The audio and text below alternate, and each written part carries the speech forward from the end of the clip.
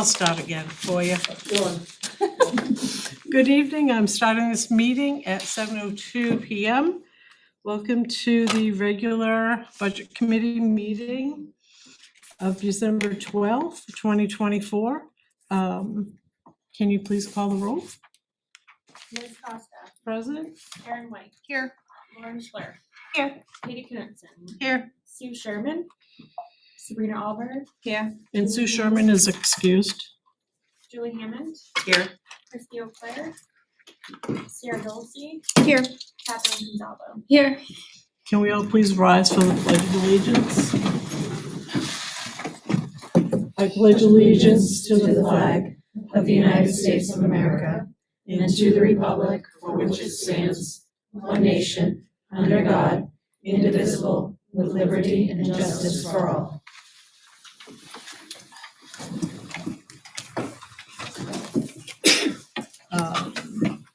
I need an approval of the minutes.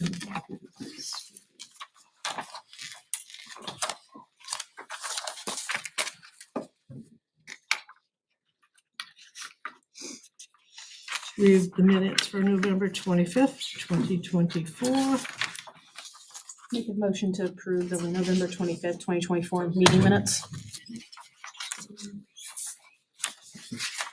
Second. And we have a second. Any other comments? Questions, concerns? All those in favor? 6 in favor. Any opposed? Abstaining? 2, 3. So we'll have to take one of the yeses out. Right, next up is correspondence. We got 2 pieces of correspondence. One is from Vale Freeman, expressing some concern with the budgets proposed from fiscal year 26. She and her husband have been at each of the meetings. She felt the presentations to be misleading and the comparisons of the budgets disingenuously highlighting the ongoing issue that the district seems to have with transparency. I know Maria has some documentation which she will address in regard to that down the line a little bit. And the next is a letter from Mr. John Downing. His concern on the anticipated proposed 25-26 budget and the submissions from all the department heads. The issue many of the taxpayers have is all the proposed budgets are based off of the 24-25 budget forecasted surplus of $8 to $10 million, and the 24-25 was based off of the 23-24. He is strongly urging us to have a healthy, honest, in-depth discussion about what the number really is that's needed, not wanted, to successfully pay the bills in 24-25, which is this cycle, and show we care about the education of the children and respect the ability of the community to meet the obligations demanded by the budget. So those are the correspondence pieces we got today. Before we have delegates and individuals, the vice chair and I were speaking before this meeting this evening. And as we are starting to honestly and earnestly look at this budget, we need to think about the taxpayers who are paying for our children to attend these schools, what they are giving up, how they need to be deciding if they're paying their mortgage, if they're buying their medication, if they can afford to put gas in their car to go to work. We have families who are struggling in this district. We have families who are losing their homes. We have families who can barely put clothes on their children's backs. We need to take a hard, close look at this budget and make some honest decisions here. I would like to see this budget decreased by $5 or $6 million. It's a lot. We need to buckle down. We don't know what intended revenues are. We do not know what the warrant articles are gonna say. We don't know any of that. We're not gonna decide a budget tonight. We'll all be back here December 26th. Because we need to hear what the warrants are gonna be on Monday.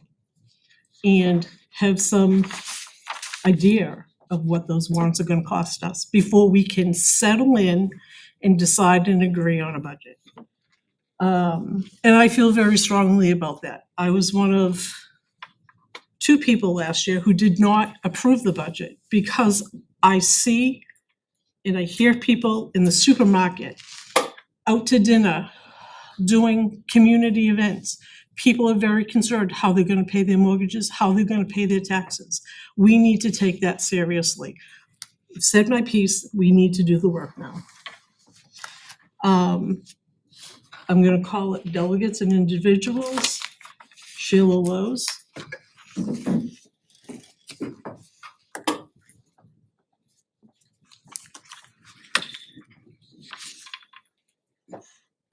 Hey guys.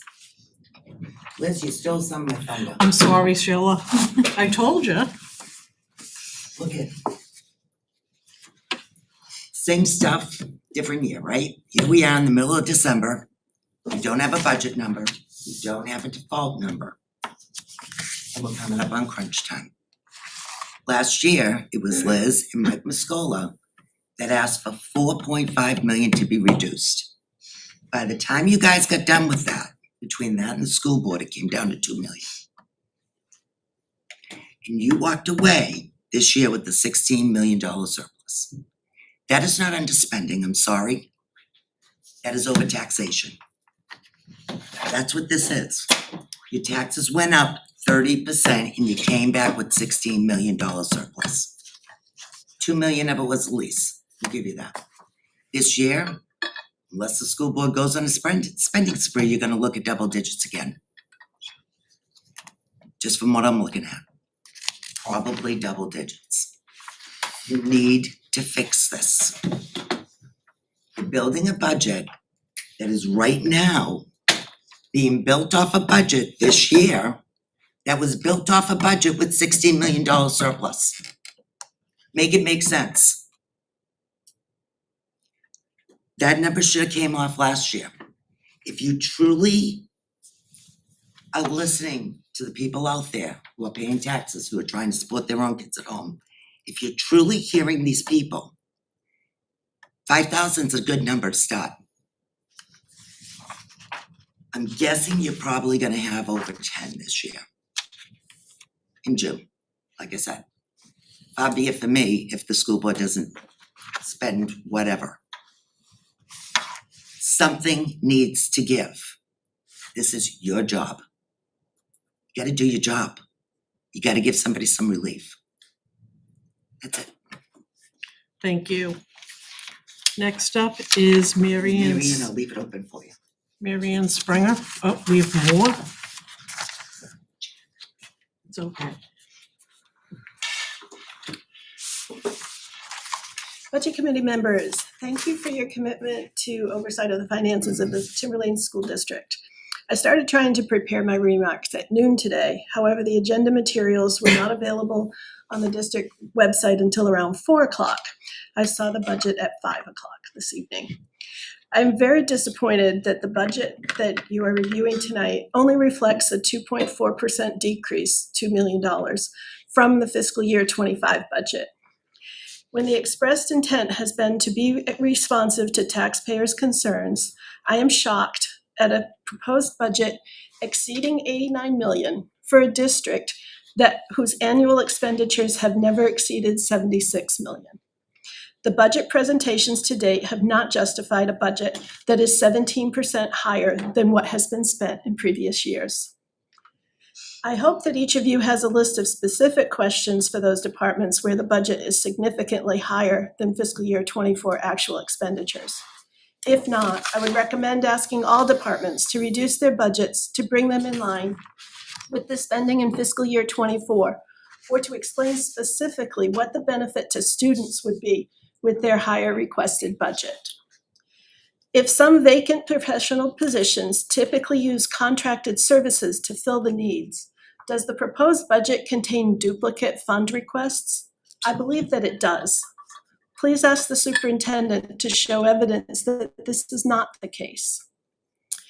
When the superintendent identified 13 support staff and 5 professional staff vacant positions that could be removed from the budget, how many vacant positions in these categories still remained in the budget? I believe there were upwards of 50 additional vacant positions as of the end of October of this year. If this is correct, why can't most of those positions also be removed from the budget? Finally, House Bill 1265 amended RSA 198:4 to include a new requirement for districts to present financial information entitled Mandatory Report to Voters on School Expenses. This portion of the RSA is not effective until July 1st, 2025. However, the required information would be valuable to taxpayers. Please request the superintendent to provide this information at your next meeting. Again, I would like to express my appreciation to the Budget Committee members for your willingness to participate in this process. And I urge you to reject this budget and insist on a more reasonable proposal. I'm supplying these remarks for attachment to the meeting minutes. Thank you for your attention. I have copies if anybody wants one.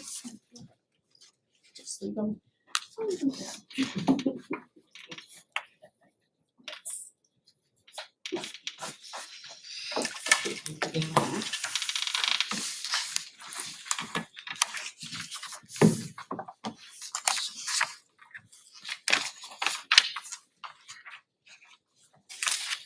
And Mr. Sapia, is that your fancy?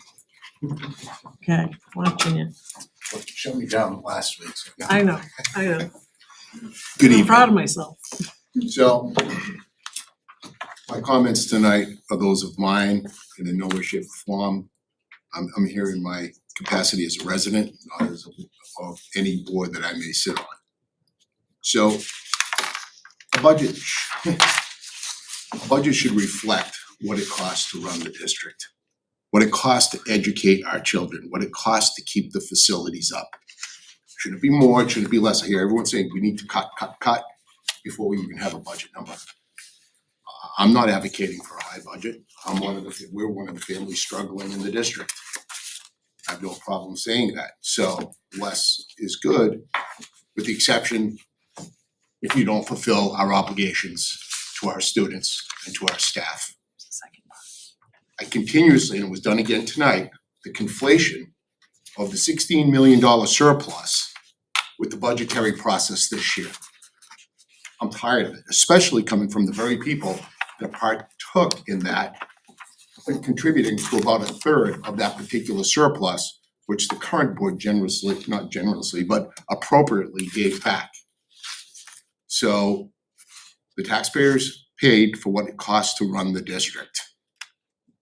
There was a little bit of, the surplus was a surplus and it was an anomaly for a whole host of different reasons. But they keep going to that $16 million when they were part of it, and it has nothing to do with what you're doing here tonight.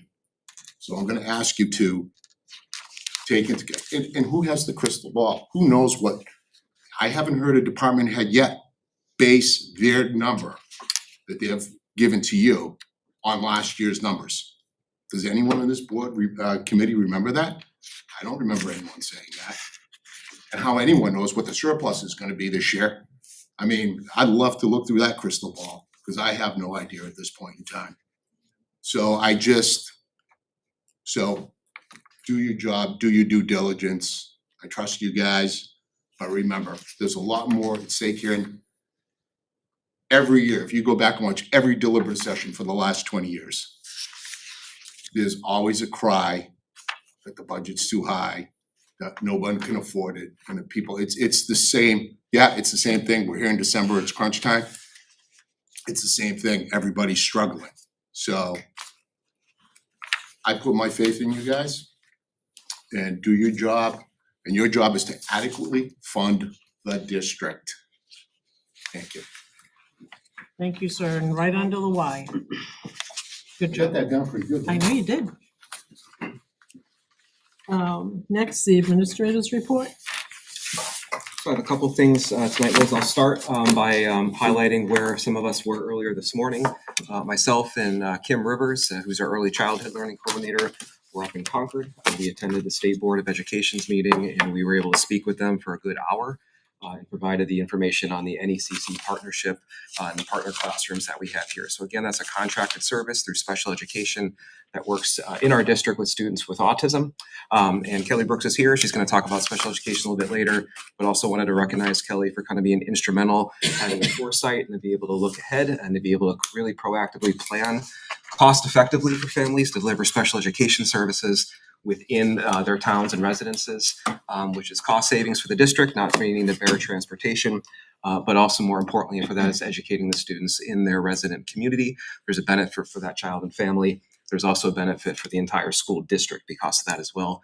3 families joined us today of the 10 that are enrolled in our district and presented their experiences for their children in that program to the state board. Very, very well received. We're invited back by the Deputy Commissioner to highlight that program again in March as something that other districts need to pay attention to as well. So a great moment for Timberlane this morning up in Concord. 2 things I want to point out that regional superintendents are engaged in with me right now is the first is that we're going to be meeting with executives from Health Trust on Monday the 16th. It's going to be a forum for us to express some displeasure with in terms of the rates and some cost-effective programs that we've been pushing people to, that rates are increasing at a higher degree than some of those other plans. So we're trying to unify as a group of regional superintendents and apply some pressure on terms of where we stand with that issue and how that's impacting some potential collective bargaining agreements in the district.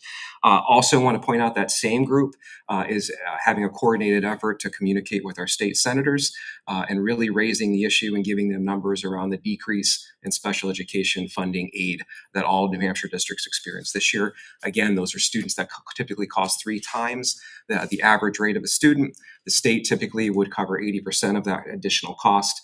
They fell short of that this year at 67%, and we want to make sure elected officials are aware of that and speaking of the impact here in Timberlane about that. You folks have a joint meeting with the school board on Monday. A couple things to highlight there. Liz already talked about it. There will be a preview of all warrants. But again, wanted to remind you that the school district's legal counsel will be there as well. And they'll be presenting a legal opinion specific to 2 citizen petitions, the one with a tax cap and the other with a lease purchase agreement. The school board is aware of how important that meeting is. And I do expect that their representation and participation with you that Monday evening will be high. And lastly, I want to close with this to try to frame how I would like people looking at the proposed budget number that you're going to see later this evening. If I could, and I would draw your attention to page 7 in your current packet there. It's a table that I would like to be able to explain and talk through. It's titled Timberlane Regional School District Annual Budget Increase, Decrease. And I will wait a moment until folks have that in front of them. Again, the title up top, it should be page 7, is Timberlane Regional School District Annual Budget Increase, Decrease. Which, This one right here, which packet? the loose leaf. The staple? No, it's right here. Oh, is it this one?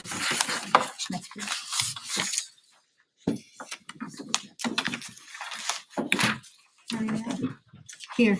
Sorry. You don't mind? Yep. Nope, sorry. No worries. I was looking for page numbers and. Thank you. So I know people look at visuals differently and certainly put your eyes in there, but I would like to talk you through what I see here when I look at this data. What you're looking at is essentially the last 10 years, fiscal years here in our district. So we have the last decade. And in the middle column there, you're looking at the voted budget. So that's the appropriated dollars that the voters have approved in each of those fiscal years. On the third column, you have the year-to-year percent change. of that voted budget. Again, that's the operating budget and any other cost associated warrants that were in play that year. What I'd like to draw your attention to is that as far back as I can look, and that's the fiscal year 16, there has not been a year-to-year change where we have seen a negative percent change in the overall voted budget. Now, I say that with a caveat that we have not voted on the fiscal 26 budget, but currently right now where it stands today, you'd be looking at a negative 2.6% change over the voted budget from last year. And that would be the first time that has happened in Timberlane within the last decade of data that we have looked at. So I bring it to you to say this, despite that we know that everything costs more. So despite we're paying more for the same services, we have brought forward an opportunity for voters to be able to bring an appropriation to them with the direction that the school board has given me that stands in stark contrast to a trend that's been established here in Timberlane over the last decade. And I say it to you as a framework to consider the proposed number that you're going to see this evening. I think there's been some diligent, some good faith work to move us in this direction. And Liz, with that, I'd close and we'll get to some, I think, budget conversations and more numbers later after I think we do some special education. But until I do that, I would certainly entertain any questions or thoughts people have specifically about this information here.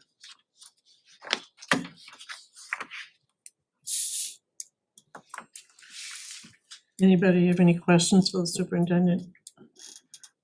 No, just a comment, I guess, that for the year FY 2023 to FY 2024, the jump was like $12 million.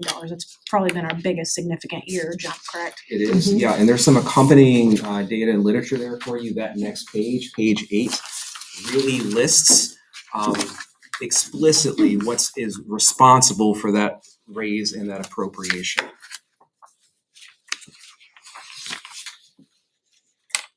Whether it's the lease purchase agreement or whether it's collective bargaining agreements that saw the light of day that year, whether it was some capital work the district decided to do. Could we do like a 4-sentence, how come? Like Sure.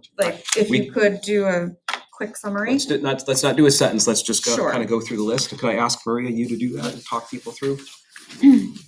So again, it's this report that has a list that walks you through from fiscal year 2023 to fiscal year 2025. So from fiscal year 2023 to fiscal year 2024, we see about $12 million increase. The main drivers for that increase were the health insurance that we provide to our employees. The guarantee maximum rate from Health Trust that year was at 12.5%. That means $2.3 million in our district.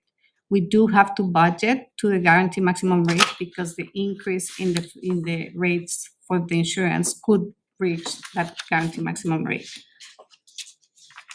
That is actually also an explanation, one of the explanations why of the $16 million surplus, because that rate didn't come at 12.5, it came at 4.9 actual. So that was over $2.5 million of the $16 million surplus.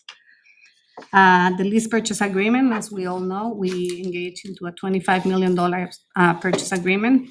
The annual payment for that had to go in the budget because it was approved in the warrant article.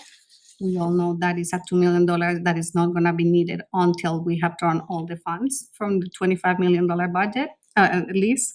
So that is a hanging fruit in the budget. That year, the budget committee also proposed to add another $1 million to the capital improvements that our 9 buildings, 650,000 square feet in the district need. Having $1.8 million in the budget to address the needs, the fiscal plant needs of our district, as we all are aware, is not enough. Special education that year, we added $984,000 based on primarily transportation to our special education students and tuition cost for out-of-district placements. We also added that year the high school boilers, which that $950,000 came out the following year because it was funded by the capital reserve fund. So because of legal terms, we had to put it into a budget, but the following year it was taken out of the budget. Transportation that year it was the first year of the new contract. It was an increase of $761,000 just for transportation. The emergency contingency fund, since that was the first year after all the COVID additional funding that we got, the school board and the budget committee together decided that it was prudent to retain $500 in case of any emergency. Again, that $500,000 was returned and removed from the budget on the following year. Salary increases per collective bargaining agreements, it was $470,000. That year, we have 4 collective bargaining agreements negotiations. The next one was for the paraeducators, was $460,000. Administrators collective bargaining agreement was $460,000. Teachers collective bargaining agreement, this was only 1 year of the teachers' contract, was $404,000. The administrators, admin assistants and maintenance collective bargaining agreement was $142,000. The employee benefits due to those increases in salaries that year increased by $346,000. Utilities, utilities increased by $450,000. Capital reserve fund increased by that's the capital reserve fund. The capital reserve fund that is voted in the warrant article is that allows us to retain $250,000 if we have any surplus in the capital line. Maintenance and repair was increased by $219,000. This was an initiative that was proposed that didn't happen, so it's coming out of the budget this year. Food service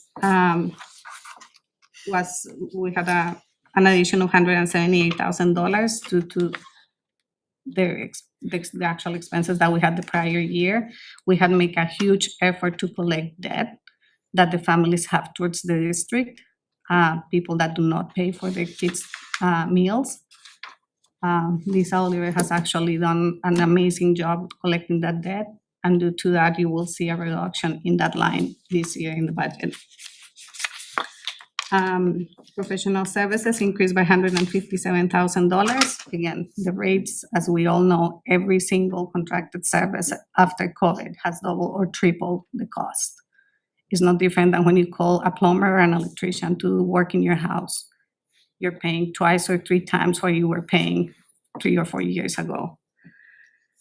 And then the last one was equipment, which, as you know, every year our IT director proposes one improvement into the technology for our district, whether it is telecom systems or phone systems or Wi-Fi improvements that are needed for our students and for the education of our students.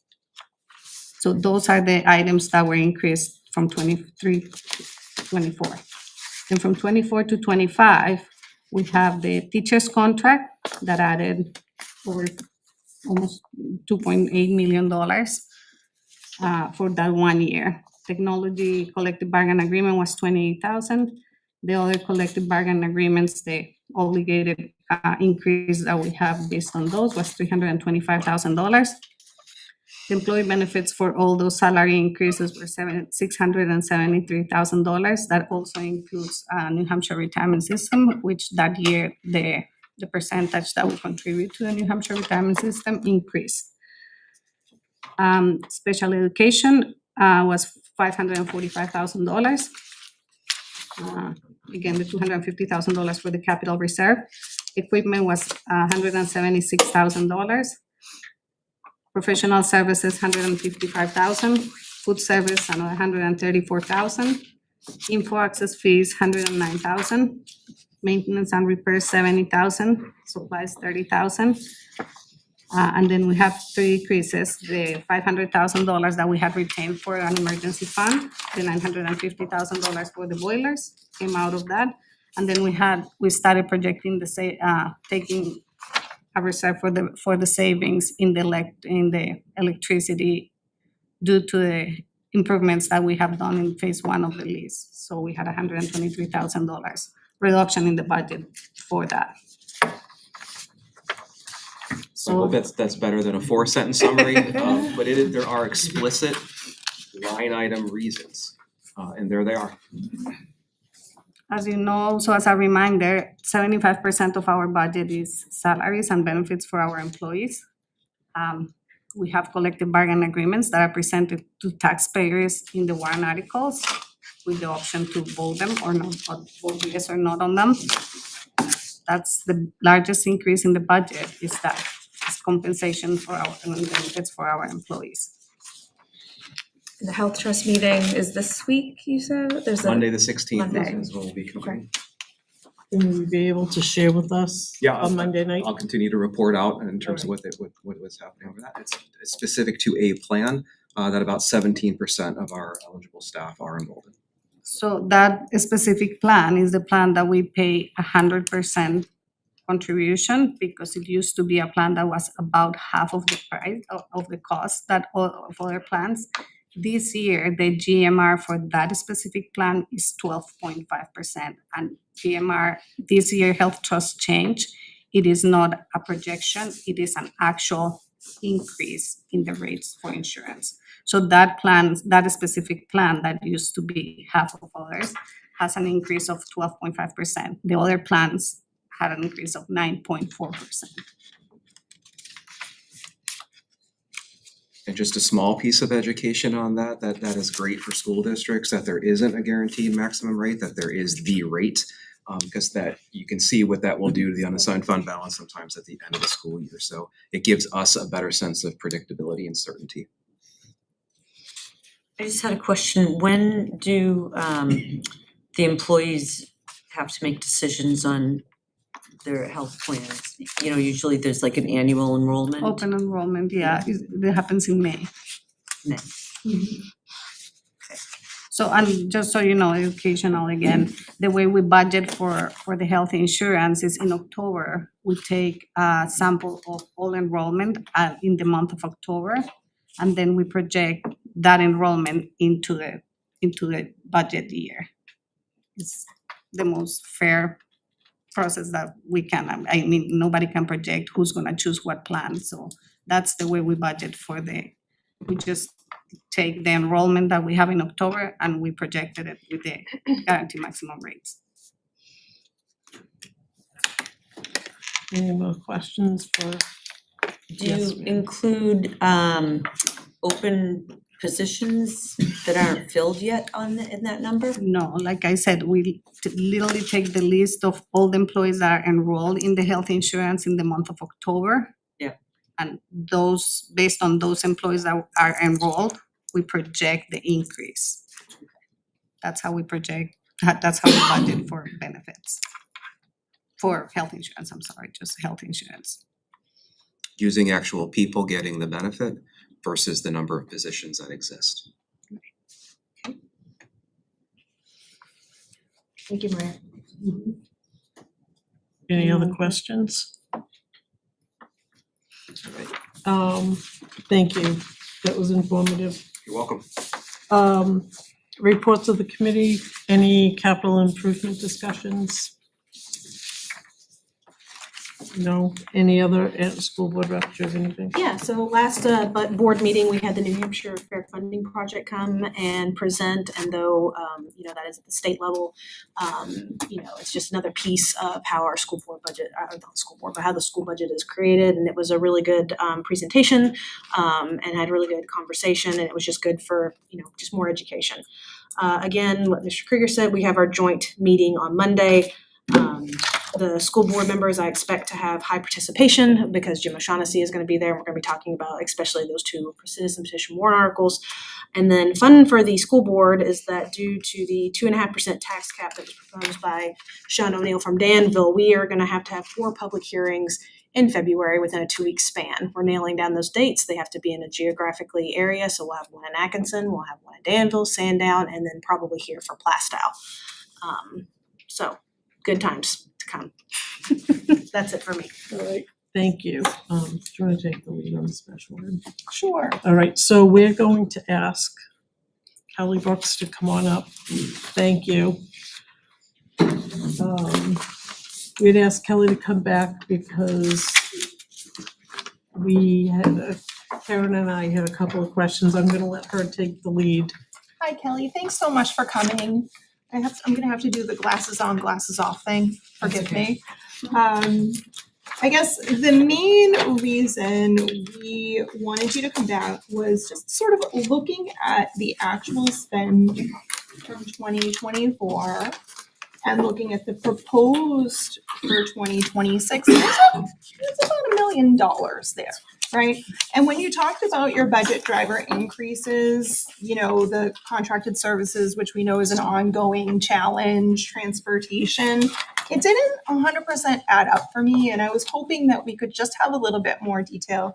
And I know I questioned when you were here, was it info access? Let me double check. Access fees. Yeah, and you know, I think you mentioned there were about 6 kids that were gonna benefit from that. That's like $6,000 a kid for those devices or No, we have many kids. Okay. Yeah, we have many kids across So- the district that have devices. those were kind of like that's the main idea.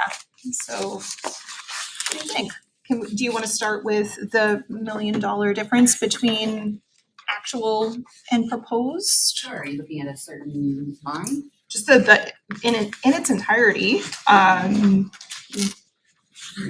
what you spent in 2024 is just shy of $1 million of the requested for 26. Can I start that conversation? Yeah. Okay. I do wanna point out and remind everybody here that there was a $600,000 left on the table in special education in fiscal year '24 in the transportation route. These were routes that we needed to run. These were routes that did not run.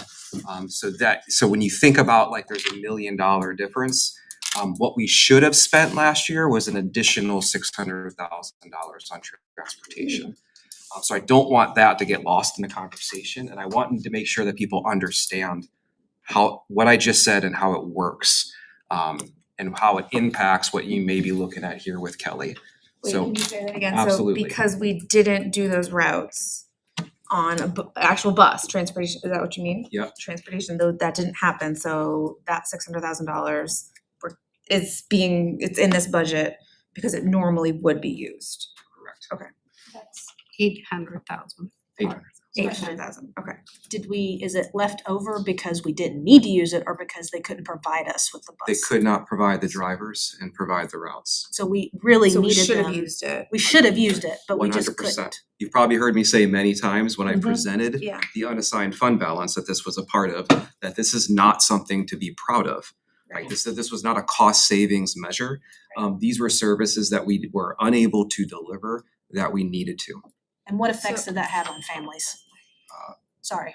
What do you think, Kelly? How would you describe that question? Yeah, so we're legally responsible to do it. So we had kids that were on bus rides longer. You know, they had to double up. And And by longer, that may go from 2 hours a day to 3.5 hours a day, right, 4 hours a day. longer routes. You know, we understand that kids maybe that are further away, it's going to take them a little longer, but if you're going from, you know, Plastow to the high school, it shouldn't be an hour ride. Right. You shouldn't have a child across the road that is going to be on the bus for 45 minutes. They can walk, you know what I mean? So it affected parents. I know daycare, we received a lot of phone calls from parents like, what do we do? How do we get our kids to school? So I think that's a kind of a problem across the district, especially for students that live a little further out, because I have children that don't require services that get on the bus at 6:10 in the morning. So I mean, a longer ride, I sort of shrug at that because that's a reality for a lot of kids in the district, regardless of what their need is. But yeah, I hear you. So can I ask a question, because I do understand the busing and the regulations and the legalese of all of this, because I live it. Are we situated this year so that every child is able to get to and from where they need to be if they're out of district, in district for special ed? Or are we still doubling up and we're still having issues getting drivers and buses? I think it depends on the day. I mean, honestly, it depends on the day. Some days it's great, and Mhm. then people get sick and whatever, so that does cause a little bit of a problem, but better than we have been. Okay, So so Could I ask Dr. Martin is here and who oversees transportation and connects there, and Mhm. Dr. Martin, could you speak to any of the special education transportation challenges and maybe how they're comparable to last year and what you see talking with First Student as the prospective steps here? So, thank you, Mr. Krieger and Madam Chair. So this year, my observations of specialized transportation is our dilemmas only occur when there are absences in drivers.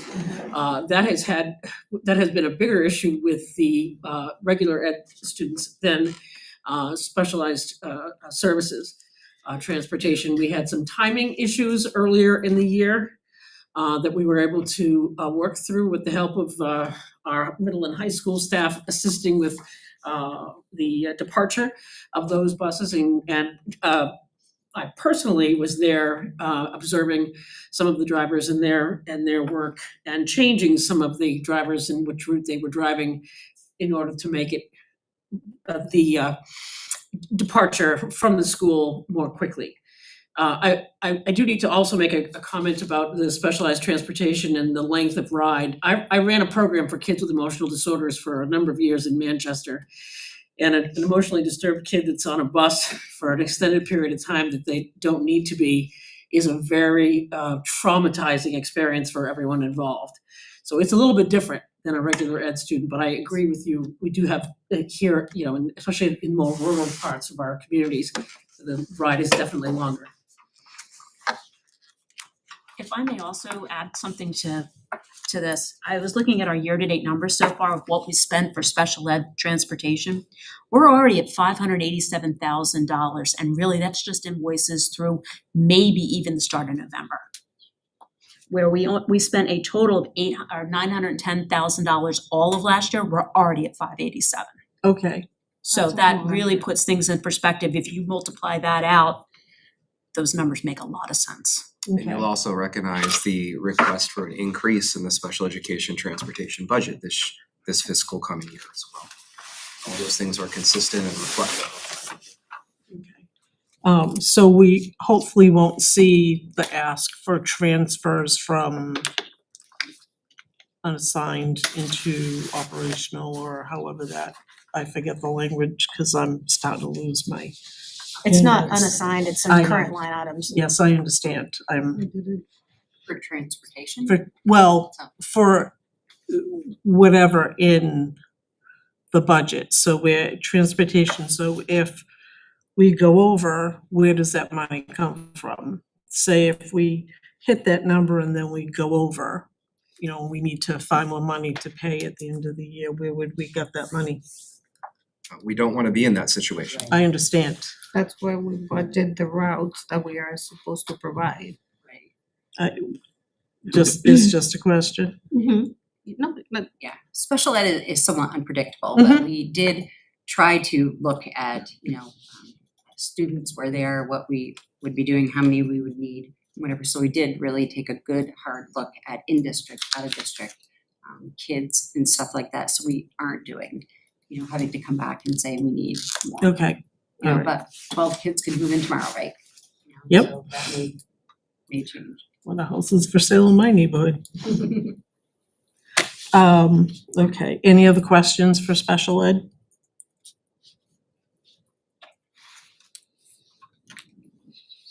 Just going back to the info access fees, actual 2024 was 98,000, requesting 122,000, 39% variance. So the two information access fees are the ones that you're talking about? Yes. Yep.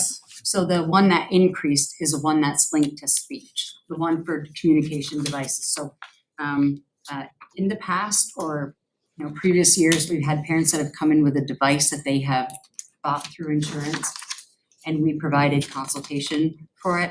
That has shifted a lot with healthcare and the cost. We are legally responsible to have that device and load the program onto it. Every time there's a new update, we have to pay for that update, right? We have to do the consultation and whatever. We have more children that are using devices than we ever have. Our programs that we have, many of them have devices. Many of our children have devices. The kids that are coming into TLC, we have many devices that are coming in. So that is the reason why the increase. Number one, we have to have, the device and then the program. Gotcha. And does Medicaid ever reimburse or cover any of those things? They don't for us, so what happens is many parents will get one for their home. We have one that will go back and forth, that they will get one through their insurance. It gets a little tricky when they purchase it, and we do have parents that have Medicaid pays for it, and they send it to school, but then it breaks. And what do you do, right? So we have one that is at school. We have a little bit more protection on it. So some parents do use their insurance, get the program put on it. Our speech people take care of the work that needs to be done. But like I said, it could break and then they don't have anything. It's easier for us to have our own. Got it. Yeah. Thank you. Yeah. Are we all set? Anybody else have questions? Thank you so much for coming in. I appreciate it. Yep. Next, we're gonna go through the fiscal year 24 proposed budget.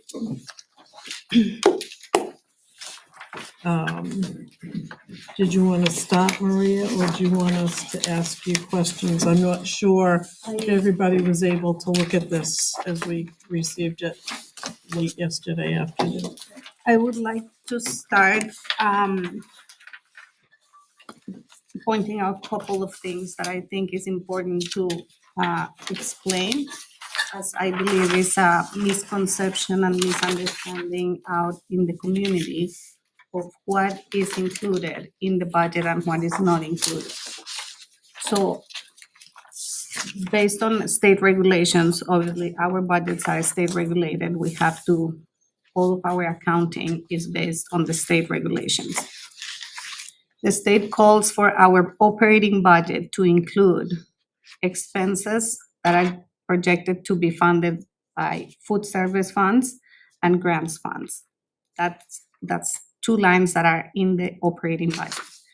When we actually spend that money throughout the year, we cannot book those actual expenses within the general fund.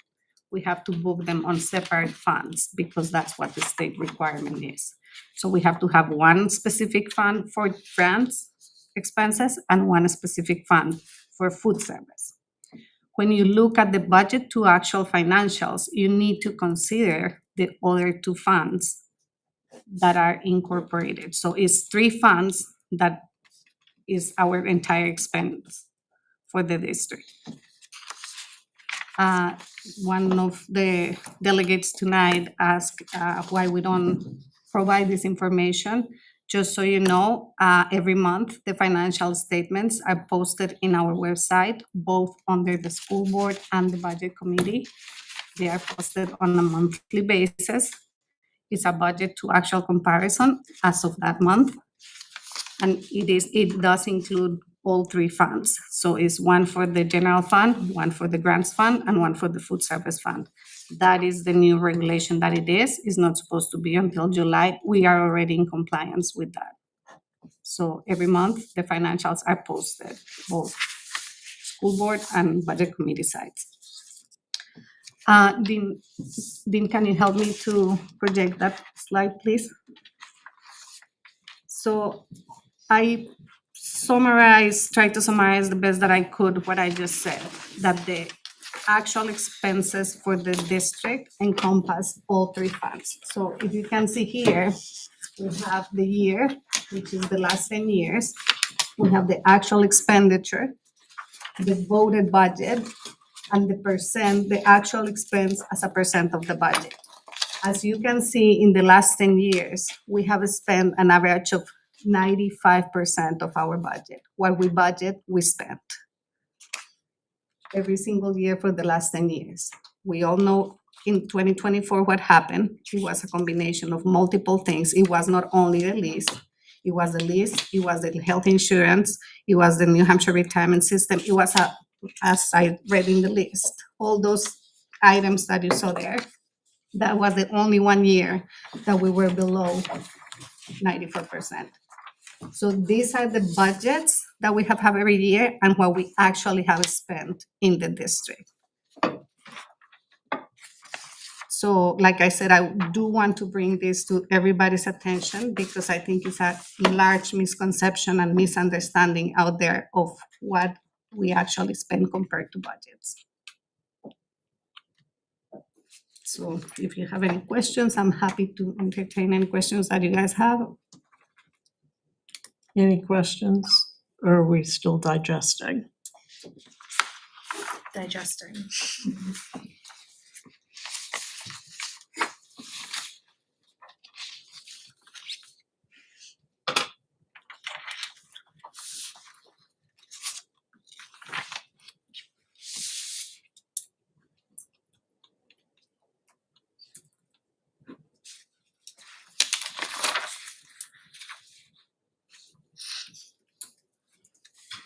Maria, I know that you've said this before, and could you just, I know it's insurance, health insurance, transportation, the unanticipated revenue we received last year. Can you just list out some of those things so that people understand?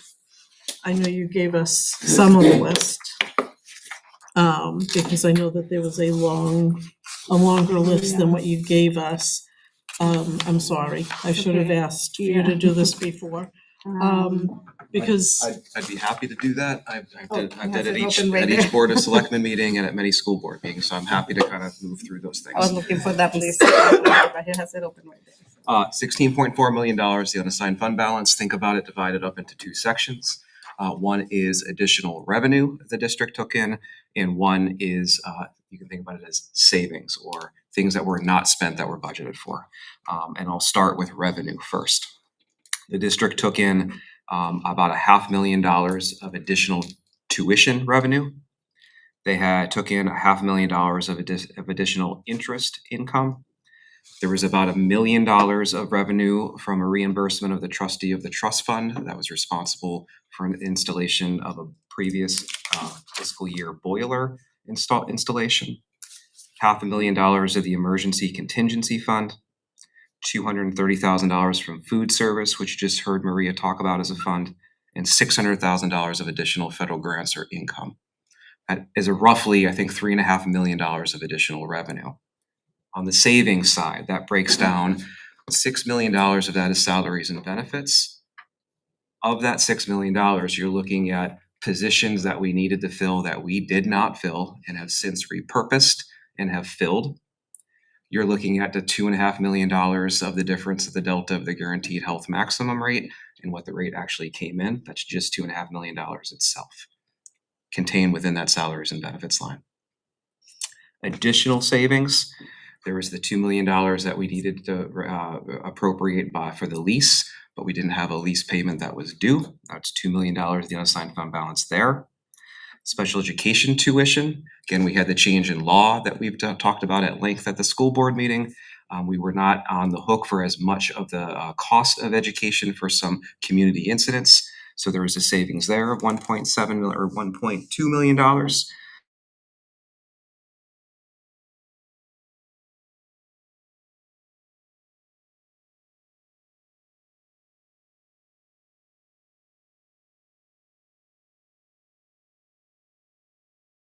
Capital line, so there was $400,000 left on the table in the capital improvement line. We had additional benefits and savings for utilities based upon the energy efficiency that we've done in our schools and some first annual rebates that kind of took place that year at a tune of $360,000 and then $100,000 of savings for books and resources and kind of cleaning lines there. So like what Maria did when we demonstrated what happened to Katie's question that year that the budget rose $12 million. It's just not a summary. There are explicit line by line reasons and explanations for why the unassigned fund balance stood where it stood. Okay, so thank you You're very welcome. much. So my question to you, before we move on, is the savings not spent, are we going to see any of that money this year for rebates? Special ed law, return on investment for sending kids out with that RSA? Let me talk through a couple things I think, Liz, that you're asking. Salary and benefit line, Mhm. right? I do not anticipate it being that figure again next year. One, take the health insurance right off the top of it. And two, we repurposed positions and hired people that we need to be working with our kids. So we have fewer open positions. So I don't Okay. anticipate that line. And we also eliminated positions as well. Correct. So that's kind of working in concert. The lease payment this year, the district will have a lease payment to make. It's not gonna raise to the $2 million tune, but it will be there. And then the school board will have some decisions what they want to do with those funds as their capital funds. Sped tuition, I think if you paid close attention to Kelly's budget, she's reduced that tuition line to reflect kind of what we're looking at here in the savings from last year. Special ed transportation, I really hope that we're expending every penny that we're budgeting for. We're getting our kids to school. I don't anticipate seeing that here as an unassigned fund balance driver next year as well. Capital improvement, there's a clear plan. The school board is really clear that they want to move forward with those 4 projects. I would expect the capital line to be fully expended next year as well and not constitute some savings in the unassigned fund balance at the end of the year. So to answer your question directly, yes, I think we've taken this into consideration and reflected that in the departmental budgets that you've seen come before you. Okay, and then how many positions, I think I know the answer, but for people who might need a recap, how many positions did you remove from the budget? And is there room to remove a few more positions if there is a need to be able to do that? Not that I want to cut positions, and I know that every time we say we need to cut, the first lot of defense is, well, we have to take away teachers or positions, and I respect that, but as we're doing the nitty-gritty, I feel as though we need to be looking at everything and not just immediately saying, let's cut. So how many positions I would need to look back at my executive summary. I think It it was is 13 as support positions. 17.5 FTEs. It was, with benefits, it was around $770,000 with benefits. And those were the positions that were removed. Were eliminated that are reflected in this budget that we And- are presenting tonight. Do we know how many open positions we still have currently? There's currently a little bit more than 50. And I would let you know that the largest majority, and I will bring back an exact count if that's what this group needs, are tagged and utilized to also pay for contracted services for those positions. So to answer Liz's kind of second question, I really brought forward what I think is a responsible reduction in staff that pushes us to a place that I'm comfortable with. I would be uncomfortable having to revisit and make further reductions. We will do that exercise if that's what this group wants us to do. But I brought forward that initially, wanting to really demonstrate that that was the place that I felt comfortable operating the district at staffing wise. Okay, so I want to see if I understand. So we have 50 open positions. You're using some of those positions to fund the contracted services Using the line. super majority of those positions. To fund, so can we take some of those positions out and move them into contracted services, or? Good question. Let me answer that. When we developed the budget this year, and specifically the special education budget, we were very careful to not double dip and budget for the position in both lines. We looked at what we felt we were gonna have with those open positions. We're able to generate a number that's associated with those positions. We're able to identify the number of contracted people we're gonna need. We're able to identify a number for that, and then we need to express that number through those positions and in the contracted line. But they don't 100% live in both places. I want to assure people of that fact this year. Also, another thing to consider about that question that you just asked is obviously it's a lot more economical to hire an employee than pay for provided services. So the effort of that Kelly and especially the special education department does on a daily basis to try to bring people is still there, right? We are Mhm. focused on trying to bring employees rather than have to pay 2 or sometimes 3 times more for a provider Correct. to provide but- the services. And I will say, because I know that like PTOT, they're getting a lot more in the private sector than in the public. So are speech therapists. So do you see, and maybe Kelly can answer this, do you see a trend where we might have to start to remove those because we may not be able to fill those positions down the road? Because we're never gonna be able to afford them under a public servant position as under a contract, because there would be, I know a DPT out of college with their doctorate is making a whole lot more money than a first-year teacher with a bachelor's or a master's. We still have people that are applying, I will say. We still do have people that are applying with the collective bargaining agreement and kind of giving them a different amount. We still do. But they still have the opportunity. I mean, I think that is the wave in New Hampshire, is that many of the related service providers are going to contracted people. Okay, You know, I don't wanna say that we wanna give up, because we do have some people that are still coming. We have a lot of Timberlane graduates that are coming back here to be speech pathologists or psychologists, so I wanna, take it out right, completely. well, but I'm saying, the disparity in the salaries Absolutely. is huge. And as a piece of education for the budget committee, and Kelly alluded to this, I mean, the last CBA contractual negotiation we went through with the TTA did something unprecedented, and they did something unprecedented as they divided their members. And for those positions that have a clinical degree that could work someplace else in the private sector, there's a pay differential for them that we're not Okay. able. And despite that, it's still a real Yeah. challenge. But trying to take some measurable step to recognize the difference of the Okay. compensation. All right, Long-term though, those wonderful Timberlane graduates come here, get a few years of experience under their belt and see what those contractors are making. Is retention, I mean, how do you retain this talent? We've done kind of okay with that. I will say, the Timberlane people that I know that are related service people have stayed.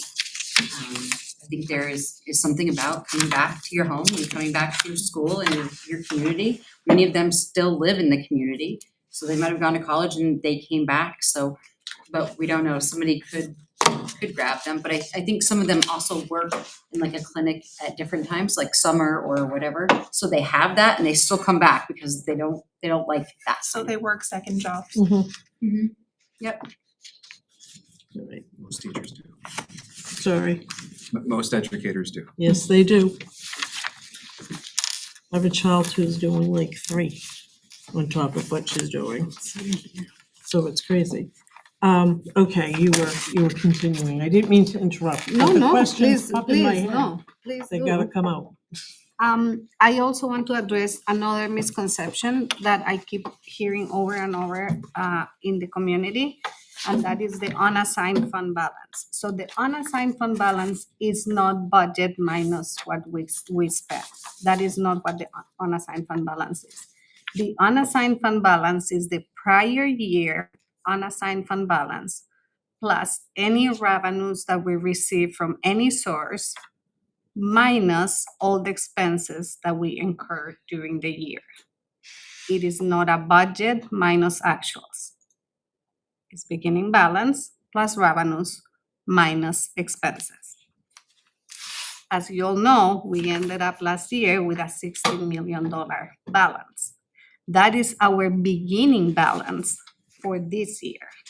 So we are already starting with a $16 million balance because that's the beginning balance. So again, I know, and I keep hearing and I keep getting requests from our community related to that. It is beginning balance plus revenues minus expenses. That is what the unassigned fund balance formula is. So yes, we're gonna have a big balance this year as well because we are starting with a $16 million balance from last year. So I just wanted, again, to clarify that because I think it's a misconception. With all that said, I will present the proposed budget. As our superintendent told you, we are bringing forward a budget that has a 2.4% decrease compared to last year's budget. There are a handful of main drivers for this decrease. The first one will be the 17.5 positions that we eliminated from the budget. That, like I said, it was a savings of about a little over $750,000. We also have a decrease on our health insurance of $1.2 million. That is due to the new GMR that was presented to us for the following year. We have a decrease in the New Hampshire retirement system because the New Hampshire retirement system changed, it reevaluates the rates every 2 years. In fiscal year 2026, which is this budget, both rates for teachers and non-teachers are decreasing. We also have a decrease of $159,000 in the repairs and maintenance line. As I mentioned prior, there was a project in the budget to abate the asbestos in the floors. After more analysis and consideration, the school board decided not to move forward with that project as of yet. So that is $150,000 that was in the budget that is coming out of the budget. The special education tuition line is being decreased by $836,000. As you heard from Kelly, there are programs that we're hosting now in-house that are helping to reduce that number. We are projecting $106,000 in the utility line. This decrease is not as large this year for a couple of reasons. One is in this line of utilities, obviously we summarize multiple lines. So it's gas, propane, electricity, water services, which is we bundle it into this utility line, and then the telephone cost. For some reason, I'm not an IT person, but the phone expense projected for this year is about $50,000 increase just in our phone services. And then the water system is also our share of our water systems is increasing as well. We're actually we just put an RFP out for that, and we're waiting for the results to be presented to the school board. But we are also projecting an increase on that line for about $40,000. The reason why this is changing is the requirements from the state for testing, especially for testing our water, are absolutely insane. They had increased the budget, that line in the budget significantly. So that's why it's only $105,000, not more, due to the savings that we have had from the initiatives that we have done. The books and info resources line is decreasing, but as you can see in the line below, the information access fees or the software is increasing. So as we all are aware, we're living in a technology world. Books are not longer used in schools or used very minimal. And we are replacing those resources with more electronic and software solutions. So the books line is decreasing, but the information fees and software is increasing. We have a total decrease of $262,000 in the equipment lines. This was a very meticulous revision of every single equipment line in the budget for one-time expenditures that are not needed again. This was also attributed to the principals in each school, which decided to put on hold replacement of desks or tables due to the fact that they want to be conscious of the situation of the taxpayers. So that's a $262,000 decrease. We also have a decrease in the transfer lines, which again are these lines to food service and grants. So we look at the trend expense in those lines of the actuals, what we have actually spent for food service and grants. And we decided that based on the actual trend, we are reducing the transfer to food service line $316,000, the federal projects or grants $100,000, and then the transfer to the PAC $32,000. The PAC in the last couple years has actually bring a lot more revenue than it used to. I believe we are providing more shows to people, so our team at the PAC, is a very good team, they are actually generating and bringing more revenue than they ever had. So that's why we are proposing that reduction. So that brings us to a total budget of $89,643,003, which again is a decrease of 2.4% from the prior year budget.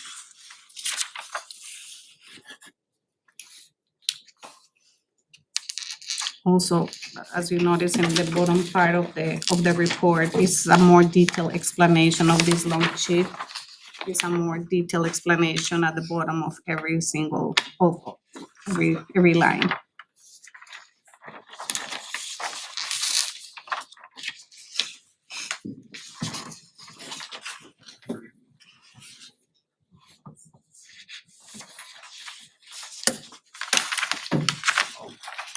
I will also like to bring up that, as I have mentioned before, we are not the only entity that is experiencing the impact of high inflation, increase in all the commodities, including food. We feed our kids, so you all have experience at home. What you used to spend for groceries 2 years ago is no longer the budget that you need at home to feed your family.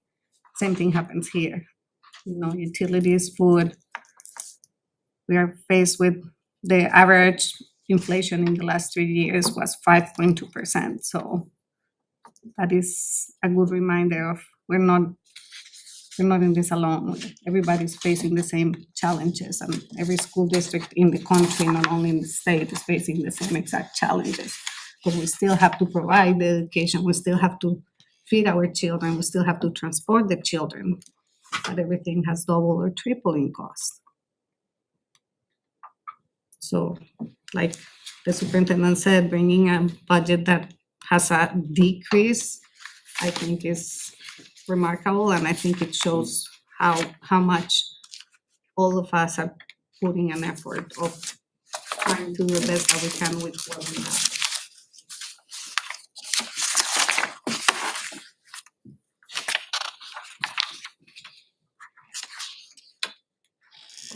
Does anybody have any questions for the superintendent or Maria?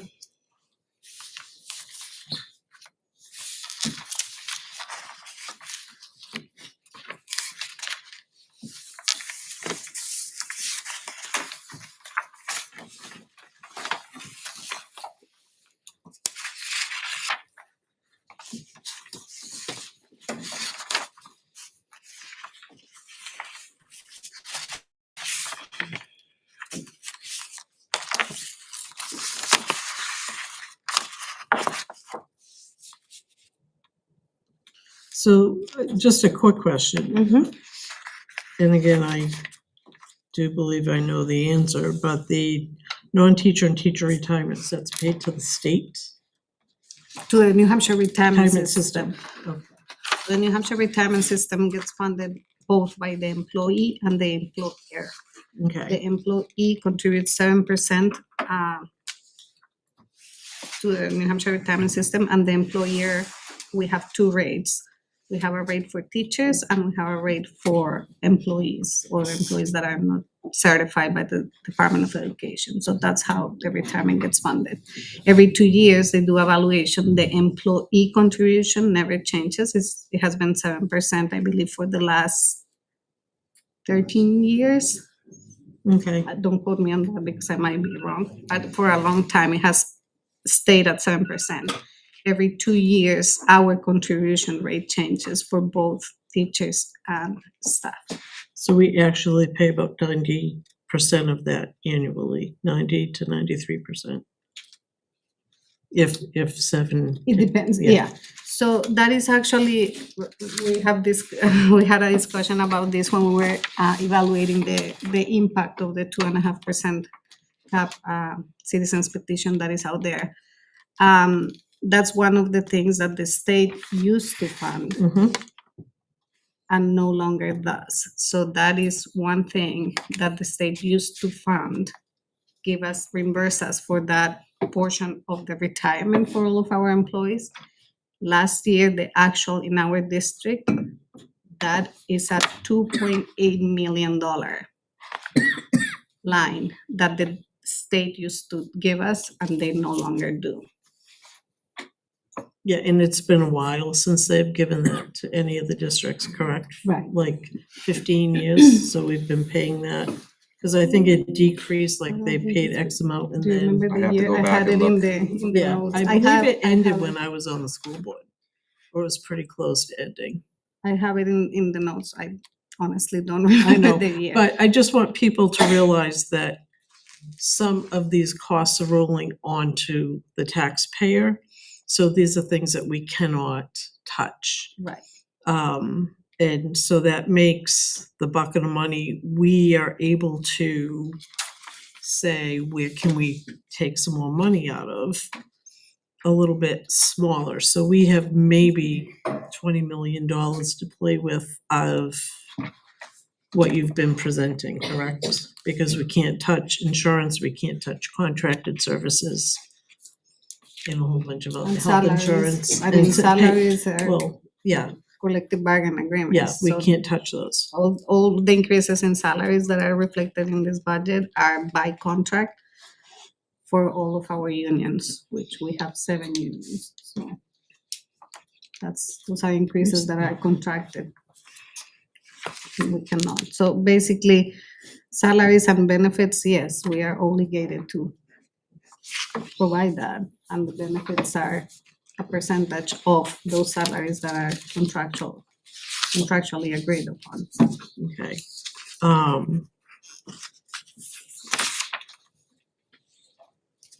Any questions? I know it's a lot, but I hope you find helpful the detail that I provide. Julie? I just had a question regarding the 50 open positions. Do you have any idea how many of them have been open for more than 2 years? So when we gather the information to go through the process of seeing what positions we could eliminate, yes, we did look at all the vacant positions at that time, and we look at how long those positions were vacant for. The positions obviously that were presented were, some of them were I will say the longest was probably 3 years. Some of the paraeducator positions that we hadn't filled in 3 or 4 years. So yes, we did look at that for every single vacant position when we did the analysis of what positions we could eliminate. And It also, I'm sorry, it makes me think of a thing that might be helpful for us to know as well. And Kelly, if you know this off the top of your head, it would be helpful. If not, I can report back on it. But the number of paraprofessionals that we are contracting for this year. 32 paraprofessionals in our schools working with our students. that we are contracting with.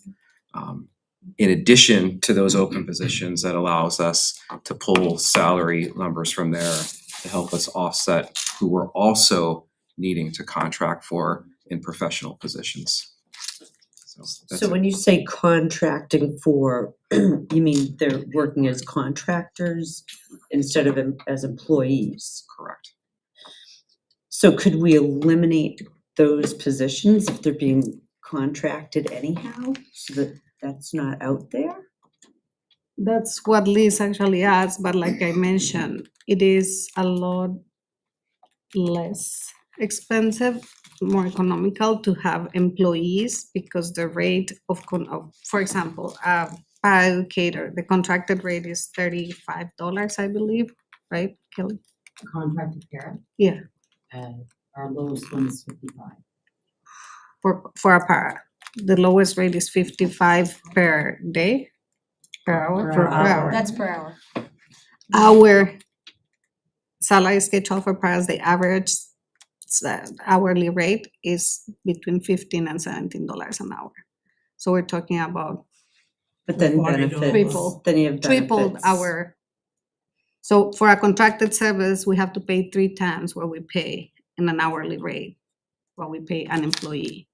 So if we eliminated those positions, the increase is gonna be huge because we are only gonna rely on contracted services, not having the hope that we eventually could find some of those positions. So in the meantime, yes, we're utilizing the funds from those positions to cover for contracted services. And like the superintendent said, Kelly and him and Chris this year really dove into the budget, making sure that we were not budgeting for those expenses, both in salaries and contracted services, based on the needs that we project for 2026.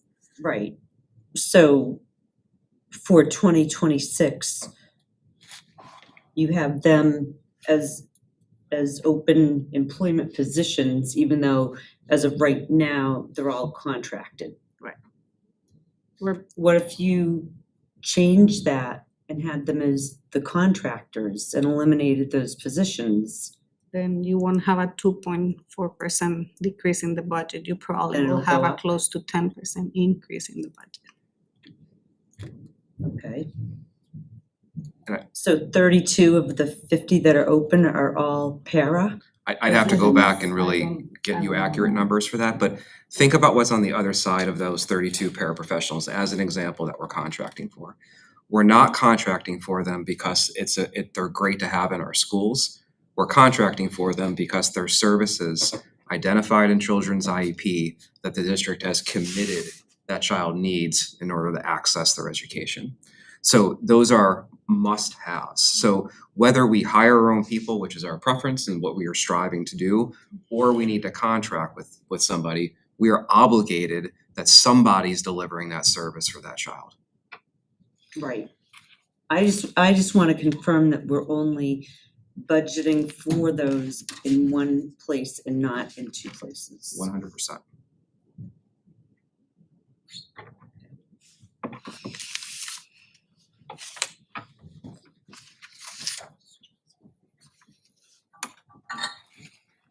So I guess I'm confused. So, thank you, Julie, because now I'm like trying to figure this out. So we're paying outside services $55, say, but we're budgeting for 17. Where is that extra money coming from at the end of the year when? Contracted service line. Okay, because So the that delta- line So really conceptually, what we did again is taking from is two lines. we sat down and we identified the number for what we need, right? And then we identified the number that we know we would need to contract for. And we're making sure we can make that delta up from the contracted services line after we're exhausting The the regular salary line. plans.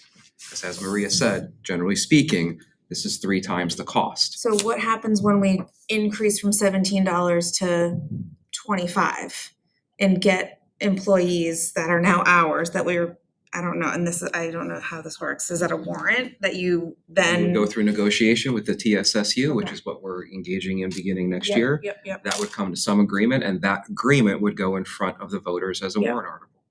And voters would have to understand and be paying attention to this meeting to know that yes, it's gonna go up, but actually come down. Like hourly wages of employees. might We have go to up. give something to get something, Correct, but the basically. contracted would go away, so now we would actually come down, okay? So if we're paying A 25, portion we're of- not paying 55. Correct, Right, but and a people would portion of have their to, contracted service would decrease because we're still not gonna be able to get specialists. right, We'll be able to get some, but not all. And actually, I worked with one of the PTs that's here, and she's fabulous. so then it goes back to the meeting that we were at last week where the state needs to start, it's out of, like you guys are saying, I mean, we have these lines that we can't touch, we're not getting the aid that we need from the state, so where are So we? we're getting 4282, Maria, or 4280, whatever, or 4182 per student, and then if they're, as they stated in that workshop, and then I went to a fiscal policy meeting on Friday, and then, if you're a special ed, you get something, if you're free and reduced, you get a little extra more. His explanation on like Allenstown, that Because that's up Mhm. my mind just a bit, because you don't have a school district. You can't Definitely don't. operate you a can't- school right, district and- without teachers and nurses and Right, electricity. So I just did a quick math. We have 152 paraeducator positions in our district. The average with benefits for those paraeducator positions is $29,000 a year. The contracted services at $55 an hour is $65,422 a year. That's 126% of the cost. Yes. Has there ever been a consideration for staffing a grant writer to help have that their job to look for the funds to help alleviate some, I mean, it's You're talking about adding a position to the budget? yeah. You gotta get something to give someone. Yes, it has. Actually, my first year here, I had a serious conversation with the school board back then.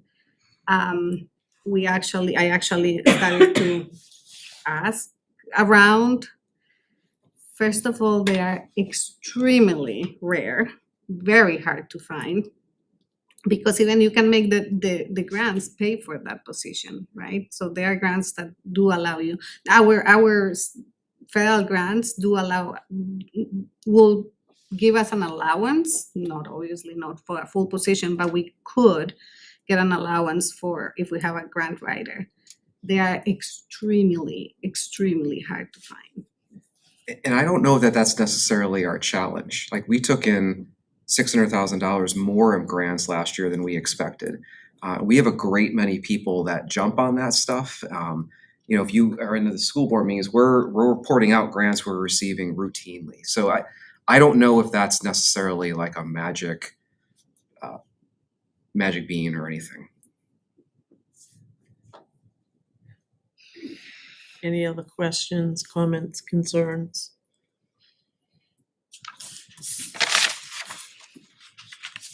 Okay, so we've got the proposed budget. Because what would be really meaningful for Maria and I is if we are looking ahead to the future, and there was a lot of information and I think numbers that you've got in your possession now, as you're reviewing it and giving it consideration over the next time, any questions or topics that you know in advance that you can send our way would enable us to be as informative and as transparent as we're able to at our next meeting. And that would be great. And one of my questions is, can you please see where you can make some decreases? We will do that.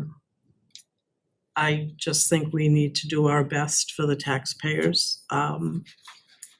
I see way too many houses for sale due to foreclosure. Because of my position as a select board member in Plastow, we are getting a lot of requests for tax relief and other social services. And I know that's just in Plastow. I don't know what's going on in the other towns, but if it's happening and we're seeing it, we need to address that. People are struggling, and the school is important and I want kids to have the same opportunities my kids had coming here and getting the great education they got here. But I think we need to, as a district, say, okay, we this is all falling on taxpayers' back and we need to help them. We need to help them. Yeah, and on your end as individual members, if you're looking at areas of this and you see some of those spaces, please bring that to our attention, because again, what's in front of you was a real exhaustive dig into our budget and a proposal that is really presented in a good faith piece. But if there are areas or concerns or avenues that you are seeing, one, we're happy to provide the information, and two, we're happy to look closer at individual sections if you see need to do so. Any other business? So the next meeting, future dates, will be Monday, a joint budget and school board meeting at the high school cafeteria. Please come, please listen to the warrant articles. It's important that people are informed as to what is happening with the budget. And then the next meeting for the budget committee will be December 26th at 7 p.m. I don't know if we can change that time to be earlier because it's the holiday, or if we want to leave it at 7. I don't know what the It would rules be are. nice. Huh? Earlier would be nice. I'd Yeah. like to We need leave to it look the at the same bylaws because I'm and working at the hospital, so I'm already leaving early to get here. Can we take a consensus, right? 'Cause 7 earlier would be more difficult for me.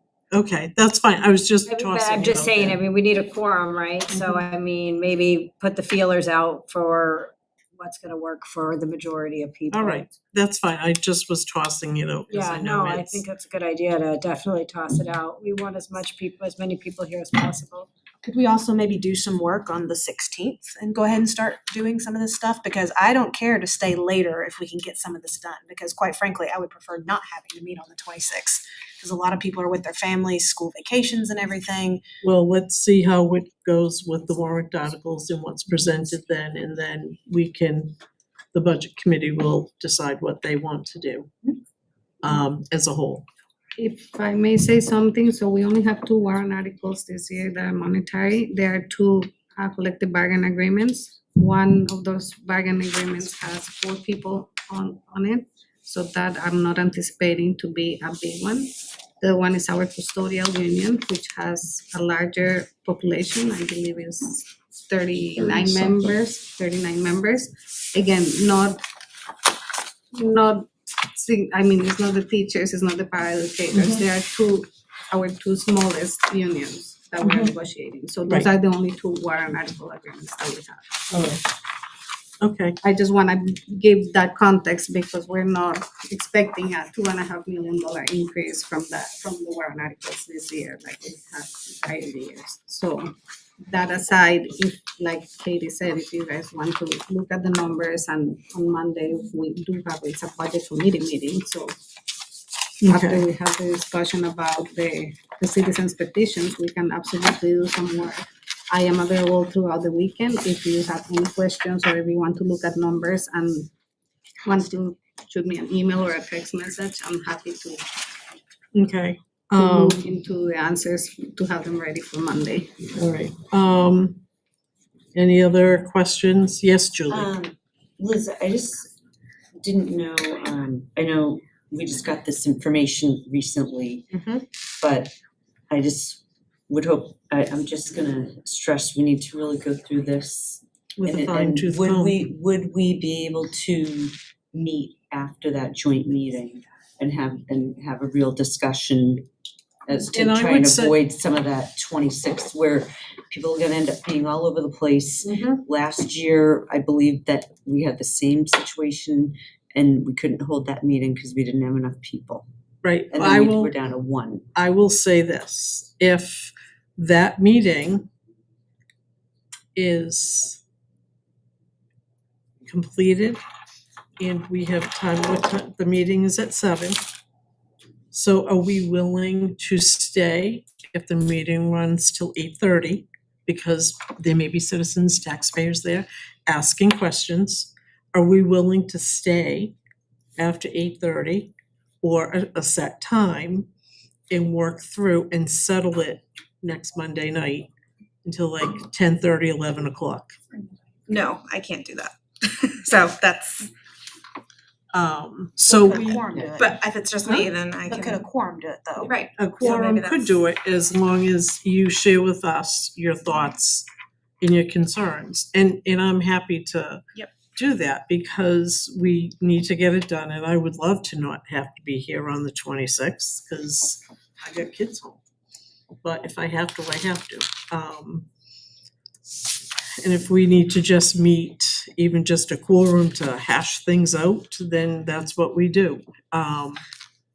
So we can certainly do that. I'm up for that. If there is a consensus that that's what we want to do on Monday night. I guess it would have been nice to have this discussion a few weeks ago, because I've already rearranged my schedule for next Thursday, or for the 26th, so it's fine, it's just now So it's the last minute. I lean towards having the meeting on the 26th because we received this last night. Right, and that's, I have a full-time job, 2 kids. I do a ton of volunteering. I teach on the weekends. So it doesn't give me personally, and I can't speak for anyone else, enough time to really dig in to every single line before Monday. It's not enough time for me. But to be fair, we've had these other budgets for over a month that we could be Oh, looking at. We have, but I mean, I'm talking about the full picture, and with warrant articles, as Liz mentioned, I mean, it's a relief that we won't have warrant articles that are gonna cost the taxpayers a lot of money, but we still, I mean, I don't know, We need to have a conversation and we can't rush through the conversation. Right, exactly. You just cannot rush through a conversation. I mean, this is taxpayer money. You can agree or disagree with me, but we need to do our due diligence for our citizens. And even the more time we have to discuss it, if we discuss it after the joint meeting, so that Yep. we all, you know, have a are week to talking about digest. some things and then Yeah. think about it. Then we have 10 before days the to think next about one, it you and know. and if you cannot be here, Katie, you can't appoint someone to be your designee. Oh, no, I'll be here. That's totally fine. But I mean, like I said, some of these budgets we've had for over a month and some of our meetings have only been, I mean, one of them we got out before 8. So I mean, it's like, I mean, I get it, we need the whole picture, but you also have budgets that department heads have stated, hey, going into it, the school board had directed the superintendent, you need to find cuts. So the Yep. budgets presented to us were cuts and said, look, Cuts. if this is what we And need, this is, please let me finish. These are what we need to be able to operate. This is what's been presented to us. We've had those for over a month. So now, this committee, if you wanna cut something, you've had these budgets, so you need to go line by line and figure out where you wanna cut them. Well, then, if we're ready to make cuts on Monday, let's make cuts and then let's have a conversation about what we need to cut. Yep. And then if we have pushback and we have to meet on the 26th, then let's meet on the Let's 26th. just leave it at Sounds that. great. Can we meet next Thursday? I mean, does it have to be the school board? School board, We can't meet on. no. But I also don't wanna rush, we've had these budgets, but it's been for review. We've only accepted them for review. I asked if people had questions, people saving them for now, and that's their prerogative. It sounds like our next step is Monday. Please We're let gonna- Maria and I know how we can be helpful for that evening. Okay, meeting is adjourned. Cafe.